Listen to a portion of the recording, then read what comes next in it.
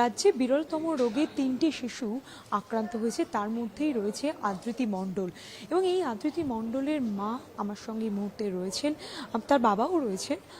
আমরা মায়ের সঙ্গে কথা বলে নেব।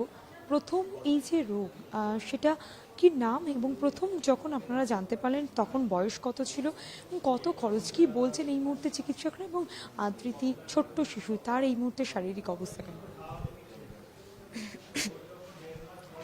ওর এখন প্রায় 7 মাস থেকে 8 মাসেই পড়েছে। ও এই বছর এই 2024-এর 8ই জুলাই ওর জন্ম হয়। প্রথম দিকে একদম চনমনে ছটপটে বাচ্চা ছিল, মানে ওর চনমনে আর ওই ছটপটের জন্য ওর বাবা তো তখনই বলেছিল ওকে আমি ক্রিকেটার করব।